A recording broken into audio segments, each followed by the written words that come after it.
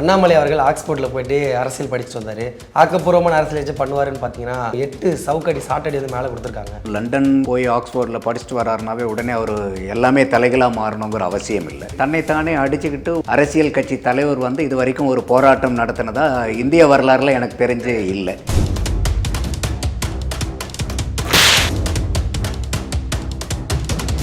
மணிப்பூரில் நடந்ததுக்கெல்லாம் இங்கே இருக்க ஆளுங்கட்சி கூட்டணியில் இருக்கக்கூடிய கட்சிகள் எவ்வளோ எதிர்ப்பு குரல் கொடுத்தாங்கல்ல, அப்போ இதுக்கே அவங்க குரல் கொடுக்கல. அப்போ நீங்கள் வந்து ஒரு பெண்ணினுடைய வன்கொடுமையை வந்து நம்ம ஆதரிக்கக்கூடிய கட்சி மாநிலத்தில் பெண்களுக்கு கொடுமை நடந்தால் வேற, மற்ற மாநிலத்தில் பெண்களுக்கு நடக்கிற கொடுமைக்கு கேள்வி கேட்கலாம், இங்கே கேள்வி கேட்கலாங்கிற அப்புறம் இரட்டை நிலைப்பாடா?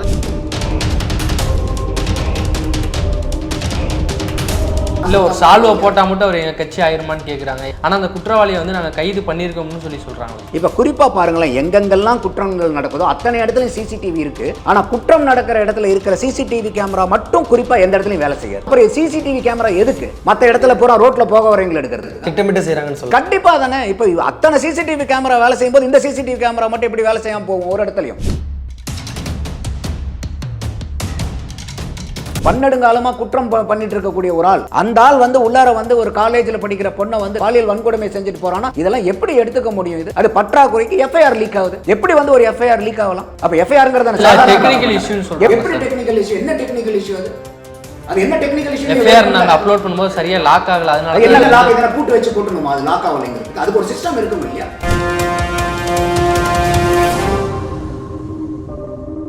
அண்ணா பல்கலைக்கழகம் அப்படிங்கிற தமிழ்நாட்டில் ஒரு முக்கியமான பல்கலைக்கழகம் சார். அங்கே வந்து இவ்வளோ ஒரு செக்யூரிட்டி இஷ்யூ இருக்கிறது வந்து இப்போ வரைக்கும் வந்து ஆளுநரோ இல்லை துணைவேந்தர் யாரும் கண்டுக்கிறாமல் இருக்காங்க. இல்லை, இதில் இன்னொரு பிரச்சனை என்னென்னா, இன்றைக்கி அண்ணா பல்கலைக்கழகத்தில் வந்து இன்றைக்கி செய்தித்தாள்களில் வரக்கூடிய தகவல் பிரகாரம் பார்த்தா ஆகஸ்ட் மாதத்துக்கு அப்புறம் பல்கலைக்கழகத்தில் துணைவேந்தர் பதவி காலியாக இருக்குது. அங்கே துணைவேந்தரே இப்போ இல்லை.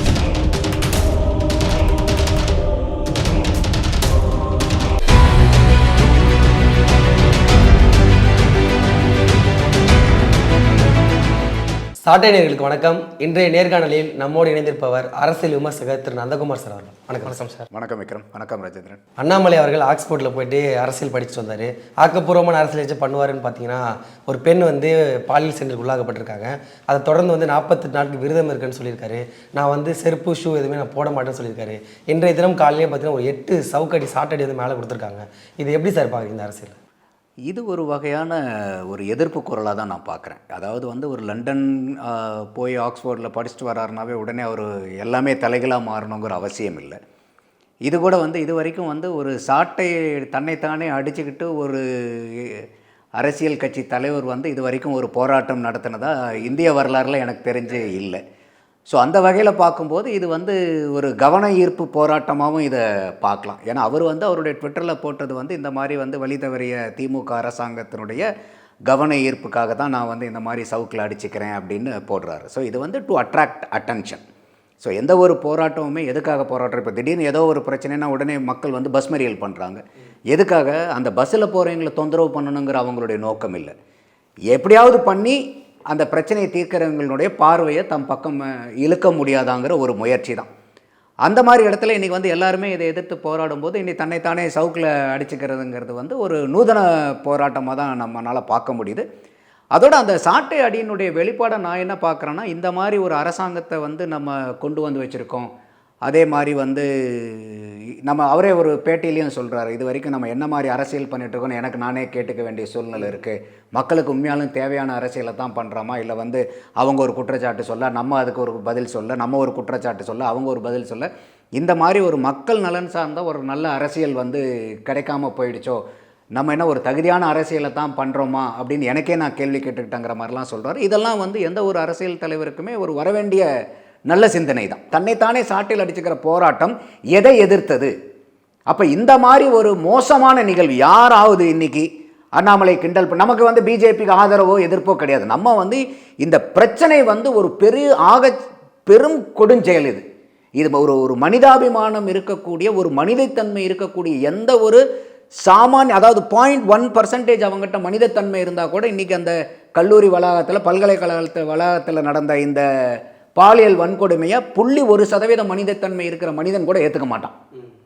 அப்பேற்பட்ட ஒரு நிகழ்வை கண்டித்து இவர் வந்து ஒரு நூதனமான முறையில் போராடும் போது இதை வந்து காங்கிரஸ் கட்சியை சார்ந்த திருநாவுக்கரசோ இல்லை வந்து கார்த்திக் சிதம்பரமோ ஈவன் விடுதலை சக்திகள் தலைவர் திருமாவளவர் அவர்களோ இதை வந்து அவங்க விமர்சிக்கிறாங்களே ஒழிய இந்த பல்கலைக்கழகத்தில் நடந்த இந்த பாலியல் வன்கொடுமைக்கு வந்து எங்கேயாவது வந்து இன்றைக்கி ஆளுங்கட்சி கூட்டணியில் இருக்கக்கூடிய கட்சிகள் வந்து கண்டனம் தெரிவிச்சிருக்காங்களா? ஆளுங்கட்சி எதிர்த்து கேள்வி கேட்டிருக்காங்களா? அப்போ உங்களுடைய நோக்கம் வந்து இந்த பாலியல் வன்கொடுமையை எதிர்த்து நீங்கள் அரசாங்கத்தை கேள்வி கேட்க வேண்டியது உங்களுடைய கடமையா? இல்லை ஏதாவது ஒரு வகையில் வந்து நூதனமான முறையில் போராடணும்னு நினச்சி போராடுறோம் அவரை நக்கல் நையாண்டி பண்ணுறது உங்களுடைய நோக்கமா? சார் இப்போ தமிழ்நாட்டில் மட்டும் கிடையாது சார், மணிப்பூரில் பெண்களை வந்து நிர்வாணமாக விட்டு அடிச்சதை பார்க்க முடிஞ்சுது. ஆசிஃபா பெண் அதே மாதிரி தான் கோவில் கருவறைக்குள்ளே வச்சு சித்திரவதை பண்ணதை பார்க்க முடியுது. பொள்ளாச்சி விஷயமா இருக்கட்டும், சென்ற மாதம் கூட கொல்கத்தா விஷயமா இருக்கட்டும், இதே மாதிரி இந்தியா முழுக்க நடந்துகிட்டு தான் இருக்குது. தினந்தோறும் ஒரு பெண் கற்பழிக்கப்பட்டு தான் இருக்காங்க, தெரிஞ்சோ தெரியாமலோ. அதுக்குன்னு தினந்தோறும் நம்ம சாட்டர்டே அடிச்சிக்க முடியுமா? ஒரு கட்சியினுடைய மத்தியில் ஆளக்கூடிய அரசு அவங்களுடைய மாநில தலைவராக இருந்துக்கிட்டு இப்படி பண்ணுறது நியாயமாக இருக்கும்? இல்லை, இன்னும் சொல்ல போனால் இந்த மாதிரி நடக்கக்கூடிய நிகழ்வுகள் வந்து இன்னும் தொடர்ந்துச்சுன்னா நீங்களும் நானும் எல்லாரும் சேர்ந்து நடு ரோட்டில் இறங்கி சாட்டையில் அடிச்சுக்க வேண்டியதான் நாமளே. இப்படிப்பட்ட ஒரு சமுதாயத்தில் நம்மளும் வந்து ஒரு மானிட பிறவின்னு சொல்லிட்டு இந்த அளவுக்கு வந்து இருக்கமே, ஒரு பெண்களுக்கு எங்கே இருக்குது பாதுகாப்பு? அப்போ இதே வந்து மற்ற மணிப்பூரில் நடந்ததுக்கெல்லாம் இங்கே இருக்க ஆளுங்கட்சி கூட்டணியில் இருக்கக்கூடிய கட்சிகள் எவ்வளோ எதிர்ப்பு குரல் கொடுத்தாங்கல்ல? எந்தெந்த இடத்துல நீங்கள் சொல்லக்கூடிய அத்தனை நிகழ்வுகளுக்கும் இன்றைக்கி வந்து ஆளும் கட்சியில் கூட்டணியாக இருக்கக்கூடிய கட்சிகளோ இல்லை ஆளும் கட்சி திமுகவோ எதிர்த்து குரல் கொடுக்கலையா? அப்போ இதுக்கே அவங்க குரல் கொடுக்கல. அப்போ நீங்கள் வந்து ஒரு பெண்ணினுடைய வன்கொடுமையை வந்து நம்ம சார்ந்த ஒரு கட்சி நம்ம ஆதரிக்கக்கூடிய கட்சி மாநிலத்தில் பெண்களுக்கு கொடுமை நடந்தால் வேற, மற்ற மாநிலத்தில் ஆட்சி நடக்கிற பெண்களுக்கு நடக்கிற கொடுமைக்கு கேள்வி கேட்கலாம், இங்கே கேள்வி கேட்கலாங்கிற அப்புறம் டபுள்ஸ் இரட்டை நிலைப்பாடா? எல்லாமே தவறு தானே. அப்போ அங்கெல்லாம் நடக்குதுன்னா அப்போ இங்கே நடக்கக்கூடாதுல்ல? இப்போ நம்ம வந்து தமிழ்நாட்டை ஒட்டுமொத்த இந்தியாவுடைய முன்னேறிய மாநிலம் சொல்கிறோம் இல்லையா எல்லா விஷயத்திலையும். அப்போ இந்த மாதிரி இருக்கிறதுல வந்து இப்போ இதையும் ஒரு முன்னேற்றமாக எடுத்துக்கிறதா? எல்லாத்துலேயுமே திராவிட மாடல்னு சொல்கிறோம்ல, அப்போ இதையும் திராவிட மாடல் எடுத்துக்கலாமா? பல்கலைக்கழக வளாகத்திலேயே வந்து எவனே தெரியாத ஒரு ஹிஸ்ட்ரி ஷீட்டர் வந்து யார் வேணால் கல்லூரிக்குள்ளார போந்து யாரை வேணால் வந்து அவங்கள மிரட்டி கற்பழிச்சுட்டு போயிடலாமா? இல்லை வந்து பாலியல் வன்கொடுமை செஞ்சிடலாமா? அப்போ இதெல்லாம் எந்த விதத்தில் ஏற்றுக்கிறது? சார், நிறைய இடங்களில் சட்டம் வந்து கடுமையாக இருக்குது சார். அதே மாதிரி இப்போ அண்ணாமலை அவர்கள் மத்தியில் இருக்கக்கூடிய மோடி அவர் ஒரு கடிதம் எழுதலாம், நேரிலே போய் சென்று இதே மாதிரி பாலியல் சென்றில் உள்ளவர்கள் தூக்கு தண்டனை கொடுங்க. அந்த மாதிரி சட்டம் புதுதாக போட்டால் இது மாதிரி தவறுகள் எடுத்து நம்ம தடுக்க முடியல, அதுக்குன்னு சாட்டை அடிச்சுக்கலாம். இதுதான் இப்போ ஒன்றும் இல்லை. இப்போ இந்த கேஸ் எடுத்துக்கிட்டிங்கன்னா இந்த ஞானசேகரங்கிற ஆள் யார்? 26 கேஸ் இருக்கக்கூடிய ஹிஸ்ட்ரி ஷீட்டுன்றாங்க. ஒரு பக்கம் திமுக காரன்னு சொல்கிறாங்க, அது திமுக காரன்னு சொல்கிறாங்க. திமுகவில் இருக்கக்கூடிய அமைச்சர் என்ன சொல்கிறாங்க? இது வந்து எங்கள் கட்சிக்காரங்களான்றாங்க. அதெல்லாம் வந்து இன்றைக்கி புலன் விசாரணை இப்போ எடப்பாடியும் கேட்குறாரு, இல்லை இது வந்து போலீஸ்கிட்ட இருந்து சிபிஐக்கு போகணும். அதே மாதிரி வந்து பார்த்திங்கனாக்கா தேசிய மகளிர் உரிமை கழகமும் வந்து அவங்க நேஷனல் உமன்ஸ் கமிஷனும் வந்து அவங்க வந்து இல்லை சிபிஐக்கு விசாரிக்கணுங்கிறாங்க. அண்ணாமலை போன்றவர்களும் எதிர்க்கட்சிகள் பூராமே கேட்டுட்டு இருக்காங்க. அப்போ இது சிபிஐக்கு போச்சுன்னா தாராளமாக தெரிய போது இவர் திமுக கட்சியை சார்ந்தவரா இல்லையான்னு ஃபோட்டோவும் போட்டிருக்காங்க. அவர் உடனே என்ன சொல்கிறாங்க? ஆளுங்கட்சி தலைவர் இந்த ஃபோட்டோ வந்து எப்படி வேணால் இன்றைக்கி இருக்கக்கூடிய டெக்னாலஜியில் மாற்ற முடியும், அது பூராமே அனலைஸ் பண்ணிங்கன்னா தெரிஞ்சிட போகுது. அது மாற்ற இல்லை, ஒரு சால்வை போட்டால் மட்டும் அவர் எங்கள் கட்சி ஆயிருமான்னு கேட்குறாங்க. எங்களுக்கு கூட நிறைய பேர் பார்க்க வருவாங்க, அப்போ சால்வை போட்டுக்கிறவங்க அவங்க எல்லாம் எங்கள் கட்சி ஆக முடியாதுன்னு சொல்லி அவங்க சொல்கிறாங்க. ஆனால் அந்த குற்றவாளியை வந்து நாங்கள் கைது பண்ணியிருக்கோம்னு சொல்லி சொல்கிறாங்களே. இல்லை, அப்போ குற்றவாளி கைது பண்ணுறதே வந்து உங்களுக்கு பெரிய சிறந்த சாதனைன்னு நம்ம எடுத்துக்க முடியாது. அது பாராட்டப்பட வேண்டியது தான். காரணம் என்னன்னு கேட்டிங்கனாக்கா இன்றைக்கி இந்த மாதிரி வழக்குகளில் கைது பண்ண முடியாத ஆட்களும் இருக்காங்க. ஆனால் இது நடந்த இடம் வந்து பல்கலைக்கழகத்தினுடைய வளாகம். அங்கே வந்து ஏகப்பட்ட சிசிடிவி கேமரா இருக்குன்றாங்க. அந்த சிசிடிவி கேமரா ஃபோட்டோஜை வச்சு எடுக்கிறன்றாங்க. அங்கே பல சிசிடிவி கேமராக்கள் வேலை செய்யலைன்றாங்க.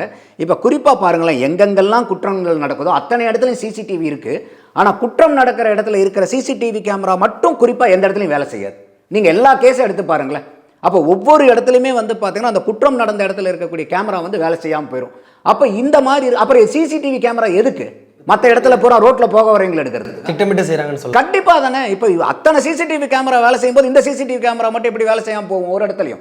அப்போ எனக்கு தெரிஞ்சு இது ஒரு புது சட்டமே கொண்டு வரணும். எங்கேயாவது சிசிடிவி கேமரா இந்த மாதிரி வச்சிருந்து ஒரு பிரச்சனை நடக்கக்கூடிய இடத்துல அது வேலை செய்யலை, டெக்னிக்கல் எரர் ஆயிடுச்சு, அது ஆயிடுச்சுன்னா கண்டிப்பாக அந்த சிசிடிவி கேமரா நிறுவனங்கள் மேலேயும் அந்த எந்த இடத்துல அவங்க வச்சுருக்காங்களோ அவங்க மேலேயும் நடவடிக்கை எடுக்கணும்.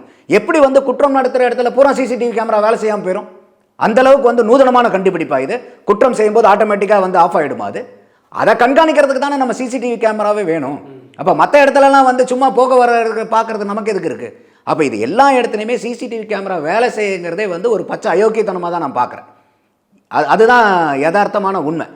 அடுத்தது வந்து பார்த்திங்கன்னா இன்றைக்கி அரசியல் கட்சிகள்னு பார்க்கும்போது இதை கண்டிப்பாக எதிர்த்து போராடணும். ஏன்னா இது வந்து ஒரு சாதாரண இன்சிடென்ட் இல்லை. அப்போ இவ்வளோ பெரிய நிகழ்வுகள் நடக்கும்போது ஒவ்வொரு அரசியல் கட்சியும் அவங்களால முடிஞ்ச அளவுக்கு எதிர்ப்பு குரல் கொடுக்கணும். இது சாதாரணமாக கடந்து போகக்கூடிய நிகழ்வு அல்ல. ஏன்னா இன்றைக்கி வந்து இது வெளியே எங்கேயோ இருந்து நடந்திருந்தா கூட பரவாயில்லம்மா. இது வந்து ஒரு பல்கலைக்கழகத்தில் அவங்க வந்து ஹாஸ்டலில் தங்கி படிக்கிறீங்க, அவங்க காம்பவுண்டுக்குள்ளார இருக்காங்க. அவங்க காம்பவுண்டுக்குள்ளார வந்து ஒரு ஹிஸ்ட்ரி ஷீட்டர், அந்த மாதிரி வந்து ஒரு பன்னெடுங்காலமாக குற்றம் பண்ணிட்டு இருக்கக்கூடிய ஒரு ஆள், அந்த ஆள் வந்து உள்ளார வந்து ஒரு காலேஜில் படிக்கிற பொண்ணை வந்து பாலியல் வன்கொடுமை செஞ்சுட்டு போகிறான்னா இதெல்லாம் எப்படி எடுத்துக்க முடியும்? இது அது பற்றாக்குறைக்கு எஃப்ஐஆர் லீக் ஆகுது. எப்படி வந்து ஒரு எஃப்ஐஆர் லீக் ஆகலாம்? அப்போ எஃப்ஐஆர்ங்கிறது டெக்னிக்கல் இஷ்யூ சொல்றோம். எப்படி டெக்னிக்கல் இஷ்யூ? என்ன டெக்னிக்கல் இஷ்யூ அது? அது என்ன டெக்னிக்கல் இஷ்யூ? எஃப்ஐஆர் நாங்க அப்லோட் பண்ணும்போது சரியா லாக் ஆகல, அதனால என்ன லாக் ஆகல கூட்டு வச்சு போட்டுணுமா? அது லாக் ஆகலைங்கிறதுக்கு அதுக்கு ஒரு சிஸ்டம் இருக்கும் இல்லையா? ஒரு ஸ்பெசிஃபிக்கான ஒரு கேஸ். இப்போ எல்லா கேஸுமே என்ன பண்ண போகிறாங்க, ஒரு ஏதோ ஒரு சட்டம் எண்ணை பொறுத்து தான் அதை போட போகிறாங்க. இந்த எண்ணை குறிச்சோம்னா இந்த சட்டத்தின் கீழே வந்து இந்த வழக்கு பதியப்படுதுனாவே அது வந்து சென்சிட்டிவான கேஸாக இல்லையாங்கிற ஆட்டோமேட்டிக்காக சிஸ்டம் ரீட் பண்ணும். அப்படி இருக்கும்போது இருந்தால் சிஸ்டம் ஆட்டோமேட்டிக்காக லாக் பண்ணணும். டெக்னிக்கல் ப்ராப்ளம் என்ன டெக்னிக்கல் ப்ராப்ளம் அங்கே? அப்போ எல்லா இடத்துலையுமே ஒரு டெக்னிக்கல் ப்ராப்ளம் இருக்குன்னு சொல்லி எஸ்கேப் ஆயிடலாமா? இது வந்து தவறான ஒரு முன்னோடி. வேணுக்குனே கசி விட்டுருப்பாங்கன்னு நினைக்கிறீங்களா? இல்லை, இது எந்த இடத்துல கசிஞ்சது, யார் கசி விட்டாங்கன்னு தெரியாது. அதை காவல்துறை தான் கண்டுபிடிக்கணும். இன்னொன்று என்னன்னா, காவல்துறை வந்து எப்படி கசிஞ்சது அவங்க மேலே நடவடிக்கை எடுக்குங்கிறத சொல்கிறத விட்டுட்டு யார் வந்து பொதுவெளியில் வந்து இதை பகிர்ந்தாங்களோ அவங்கள நாங்கள் கண்டுபிடிச்சி தகுந்த தண்டனை கொடுப்போம். அந்த பொதுவெளியில் இருக்கிறனால தாங்க ஒருத்தன் பகிர்றான். அந்த பொதுவெளிக்கு எப்படி வந்துச்சு இந்த எஃப்ஐஆருங்கிறது தான் இன்னைக்கு பிரச்சனை. பகிர்றவன் வந்து அவனை தண்டனை கொடுக்கும்போது இது லீக் பண்ணவங்களை என்ன பண்ண போறீங்க? அதை வந்து நீங்கள் டெக்னிக்கல் ப்ராப்ளம் சொல்லி மட்டும் எஸ்கேப் ஆயிடலாமா? அப்போ இது பிரச்சனை எங்கே இருக்குன்னு பாருங்க. இதுதான் வந்து தும்ப விட்டு வாழ பிடிக்கிற கதை.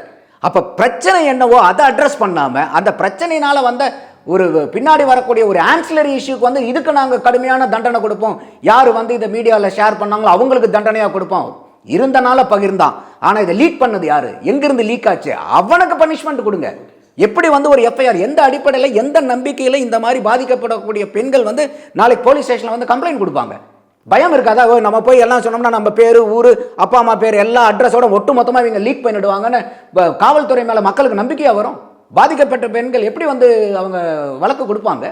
அப்போ இதெல்லாம் வந்து சட்டத்தின் மேலே வந்து ஒரு காவல்துறையின் மேலே வந்து ஒரு அவநம்பிக்கை ஏற்படுத்துகிற மாதிரி செயல் இல்லையா? இதை எப்படி வந்து காவல்துறை வந்து இது வந்து ஒரு டெக்னிக்கல் ப்ராப்ளம் ஈஸியாக கடந்து போக முடியும்? இதை வந்து நீங்கள் ஷேர் பண்ணவங்க தண்டிங்க, அது நாங்கள் வேண்டான்னு சொல்லல, அது ரெண்டாவது பட்சம். முதல்ல இது யார் லீக் பண்ணாங்க அவங்கள கண்டுபிடிச்சு கடுமையான தண்டனை கொடுக்கணும். இன்னொரு தடவை ஒரு எஃப்ஐஆர் காப்பி லீக் ஆகுறதுங்கிறத நடக்கக்கூடாது. ஏன்னா இதே வந்து ஆம்ஸ்ட்ராங்குடைய கேஸ்லேயும் வந்து அந்த சிசிடிவி கேமராவை வந்து இவங்க ஒரு சாட்சியமாக இருக்க வேண்டியதை இவங்க வந்து லீக் பண்ணாங்க. அதை வந்து கோர்ட்டே கண்டிச்சுது. ஒரு சாட்சியமாக இருக்கக்கூடிய சிசிடிவி கேமராவுடைய ஃபுட்டேஜ் எப்படி நீங்கள் ரிலீஸ் பண்ணீங்கன்னு. இன்னைக்கு எஃப்ஐஆரே லீக் ஆகுது. அப்போ அன்னைக்கு அந்த சிசிடிவி ஃபுட்டேஜ் ரிலீஸ் ஆனதுக்கு ஒரு தக்க தண்டனை கிடைச்சிருந்துச்சுன்னா இன்னைக்கு எஃப்ஐஆர் லீக் ஆகுமா?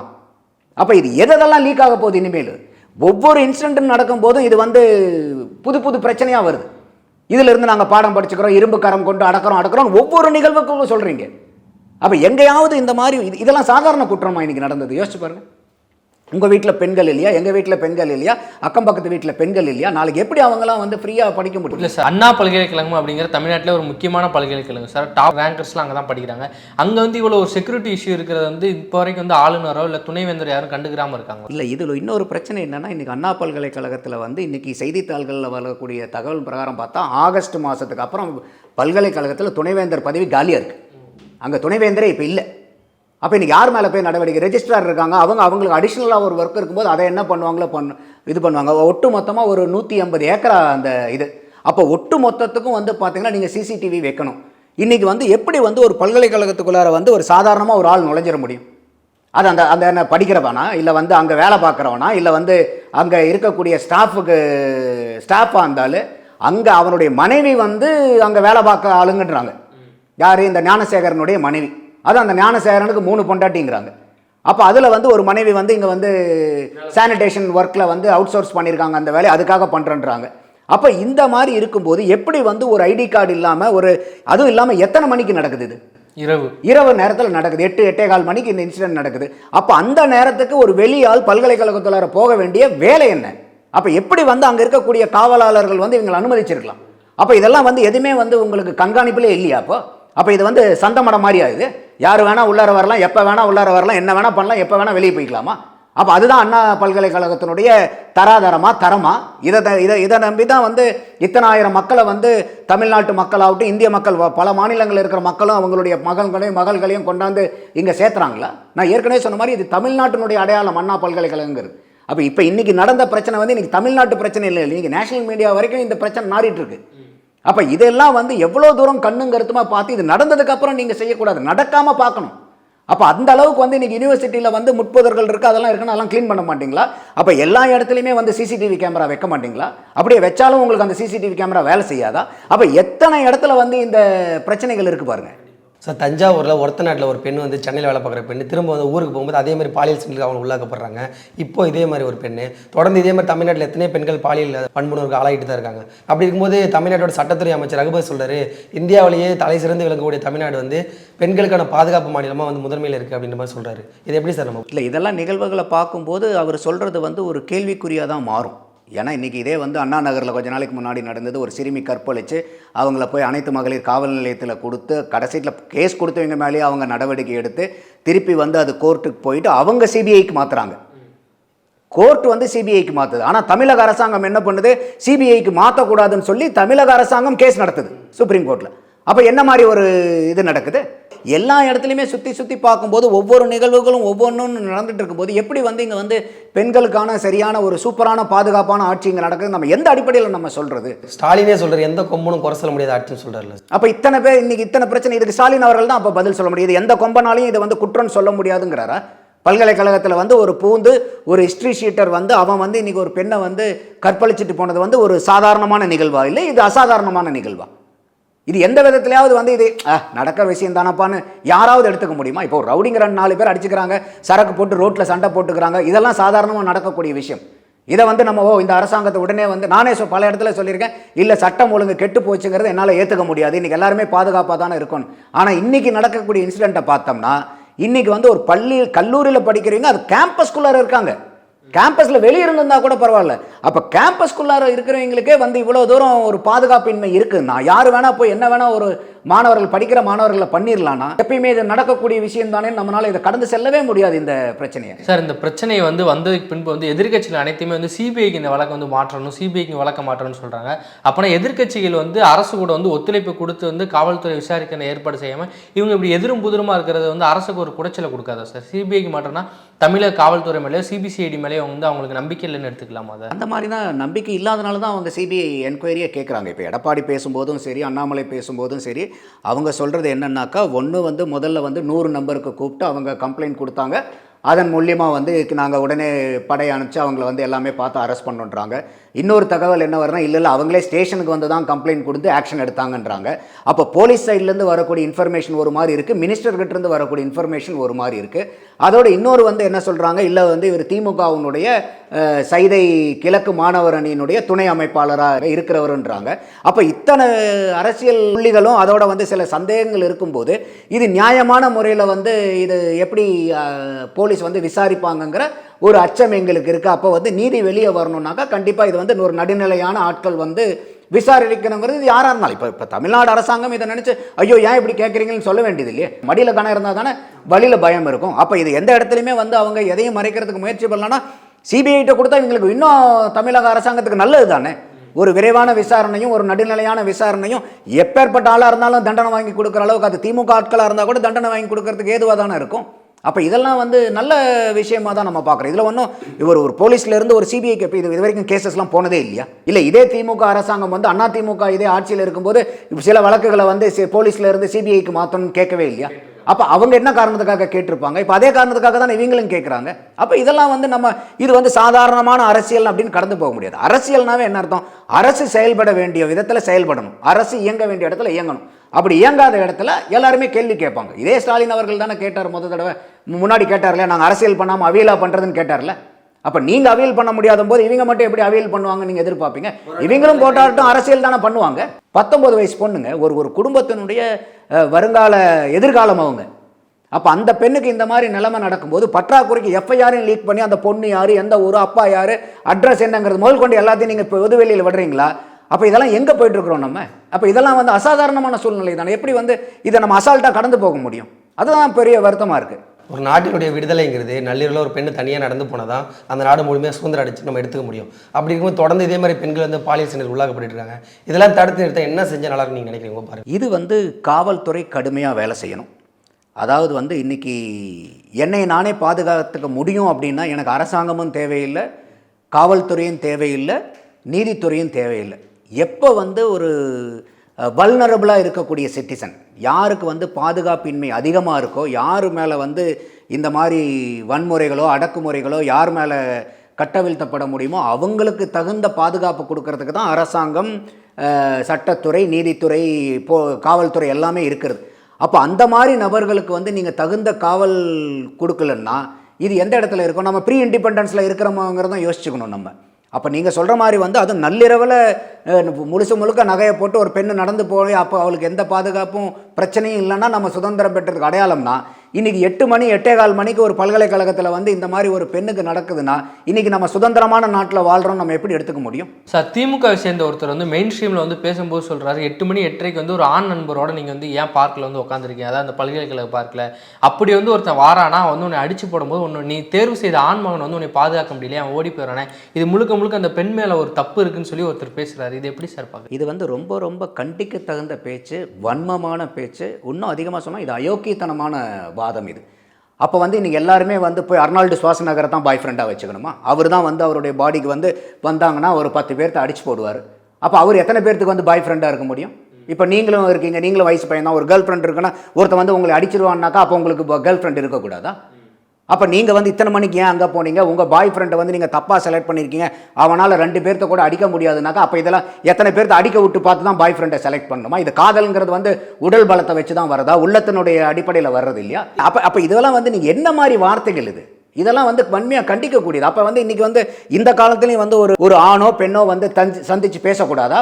ஒரு காதலிக்கிறீங்க தனிமையிலே பேசக்கூடாதா? இப்போ இன்னொன்று வந்து நீங்கள் ஒரு படம் வந்திருக்கும், நேர்கொண்ட பார்வைன்னு ஒரு படம். ஆமாம் சார். அதில் வந்து சொல்லுவாங்க, விபச்சாரியாக இருந்தால் கூட நோன்னா நோ தான். அப்போ அவள் விபச்சாரியாக இருக்கிறாங்கிறதுக்காக அவளுடைய தொழிலே அதுதான், நான் போய் அவளுக்கு விருப்பம் இல்லைனாலும் செஞ்சனாலும் தப்பு. இன்னும் பொண்டாட்டியாக இருந்தால் கூட நோன்னு சொன்னால் நோ தான். நான் தாலி கட்ட கணவன் கூட சொல்லக்கூடாது. அப்போ நோங்கிற ஒரு வார்த்தையே சென்டென்ஸ் தான். அப்போ அந்த மாதிரி இருக்கும்போது நீங்கள் இந்த மாதிரிலாம் வந்து அதுவும் ஒரு பொது வெளியில் உட்காந்துட்டு பேசுகிறதெல்லாம் வந்து இது எந்த மாதிரி சமுதாயத்தில் இருக்கிறோம், எந்த மாதிரி எண்ணங்கள், என்ன மாதிரி பார்வைகள் இருக்கக்கூடிய ஆட்கள் வந்து ஒரு கட்சி 75 ஆண்டு கால கட்சி பாரம்பரியம் மிக்க திமுகன்றாங்க, அந்த கட்சியை வந்து இன்றைக்கி ரெப்ரசன்ட் பண்ணுறீங்க வந்து இந்த மாதிரிலாம் பேசியிருந்தாங்கன்னா அது வன்மையாக கண்டிக்கக்கூடியது, வேதனைக்குரியது. இன்றைக்கி வந்து இவ்வளோ தூரம் நாங்கள் வந்து வளர்ந்துட்டோம், திராவிட மாடல், நாங்கள் வந்து தமிழ்நாட்டினுடைய இந்தியாவினுடைய ஒட்டுமொத்த வளர்ச்சிக்கான அடையாளம் சொல்லக்கூடிய இந்த மாநிலத்தில் இந்த மாதிரி வார்த்தைகள் வெளியே வரலாமா? இது எந்த மாதிரி மண்? இது பெண் உரிமையை போற்றுன மண் இல்லை, பெண் சுதந்திரத்தை பாதுகாக்க மண் இல்லை. எத்தனை பெண் போராளிகள் இங்கே இருந்திருக்காங்க, எத்தனை ராணிகள் அவங்களுடைய ஆட்சியை வந்து எவ்வளோ கொடுங்கோளர்களை எதிர்த்தெல்லாம் போராடி இருக்காங்க இல்லையா? அப்போ அப்பேற்பட்ட இந்த பாரம்பரியம் மிக்க ஒரு பெண்களை கொண்ட தமிழ்நாட்டில் இன்றைக்கி வந்து நீங்கள் இப்படி தான் உட்கார்ந்து ஒரு பொதுவெளியில் நீங்கள் பேசுவீங்களா? இதெல்லாம் வந்து வன்மையாக கண்டிக்கக்கூடியது. இது யாராக இருந்தாலும் சரி, இது இந்த கட்சி அந்த கட்சினே இல்லை, எல்லாத்தையும் கடைசீட்டில் வந்து நடக்கக்கூடிய அயோக்கியத்தனை எல்லாத்தையும் மூடி மறைக்கிறதுக்கு கடைசீட்டில் அந்த பழியை கொண்டு வந்து அந்த பொண்ணியா அந்த நேரத்துக்கு அங்கே போனா, அந்த பையன் கூட இவளுக்கு அந்த நேரத்தில் என்ன வேலை? ஏன் ஒரு பொண்ணு வந்து 8 மணிக்கு ஒரு பையனை போய் பார்க்கக்கூடாதா? பிடிச்ச பையன் கூட உட்காந்துருக்கா, என்ன தப்பு அதில்? அவருடைய விருப்பத்தில் தான் அங்கே இருக்கா, இல்லை அந்த பையன்கி தான் அவளை எங்கே கடத்திட்டு போனானா? இல்லை. அப்போ அவளுடைய இப்போ எனக்கு ஒரு விருப்பம் இருக்குன்னா அந்த விருப்பத்தை நான் செயல்படுத்துறதுக்கு சட்டம் என்னை அனுமதிக்குது. சட்டத்தினுடைய புறம்பா செயல்கள் செய்யாத வரைக்கும் சட்டம் என்னை அனுமதிக்குது. அந்த இடத்துல ஏதாவது சட்டத்துக்கு புறம்பா நம்ம செயல்கள் நடந்துச்சா? அப்போது நீங்கள் யாரை இங்கே வந்து கட்டங்கட்ட பார்க்குறீங்க? இன்றைக்கி வந்து பார்த்தீங்கன்னா ஒரு வளாகத்துக்குள்ளார வந்து செக்ஸுவல் அசால்ட் பண்ணி இருக்கிற ஒரு குற்றவாளி அயோக்கியம் இன்னொருத்தன், அவனை நீங்கள் கட்டங்கட்டுறதை விட்டு போட்டு யார் வந்து அந்த தாக்குதலுக்கு உள்ளாக்கப்பட்டார்களோ பாதிக்கப்பட்டவர்களை நீங்கள் கட்டங்கட்டணும்னு நினைக்கிறது என்ன விதமான மனப்பான்மை? அப்போ அந்த பையனே இருக்கட்டுங்க, அவன் வந்து ஒரு அடிக்கு பயந்துட்டு கூட ஓடி இருக்கலாம். ஒருத்தன் எவ்வளோ நேரம் ஒருத்தனை எதிர்த்து போராட முடியும்? இப்போ அந்த பையன் மேலேயும் ஐயோ மிரட்டினோடனே ஓடி போயிட்டான்னு மட்டும் எப்படி அவனை குற்றம் சொல்லிட முடியும்? அதைத்தான் அவர் சொல்கிறாரு, நீ வந்து ஒரு பாதுகாப்பு, உன்னை பாதுகாக்க முடியாத ஒரு பையனை நீ ஏன் தேர்வு பண்ணுன்னு சொல்லி அந்த பொண்ணு கேள்வி. அதை தான் சொல்லேன். இப்போ எல்லாருமே வந்து ரேம்போவையும் அர்னால்டு ஸ்வாஸ்நகரையும் தான் போய் பாய் ஃப்ரெண்டாக வச்சுக்கணும். எல்லாத்துக்கும் வயசாகி போச்சு. இனிமேல் பாடி பில்டிங் காம்படிஷன் எங்கெங்கெல்லாம் நடக்குதோ அங்கெல்லாம் போய் எவங்கெல்லாம் வின்னராக வரணும் அவனை பூரா பாய் ஃப்ரெண்டாக வச்சுக்கணுமா? அப்போ இவர் சொல்கிற பிரகாரம் அப்போ நாட்டில் எத்தனை பேருக்கு பாய் ஃப்ரெண்ட் கிடைப்பாங்க?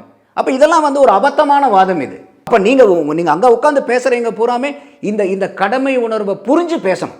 அவர் எந்த நோக்கத்தில் அதை சொன்னாருன்னு தெரியல, ஆனால் அந்த மாதிரி சொல்லியிருந்தாருன்னா அது கண்டிப்பாக வன்மையாக கண்டிக்கப்பட வேண்டிய வார்த்தைகள் தான் அது. உங்களுடைய நேரத்தை ஒதுக்கி பல்வேறு கேள்விக்கு விடையளிச்சு மிக்க நன்றி. நன்றிமா. சாட்டை எடுத்து நாட்டை திருத்து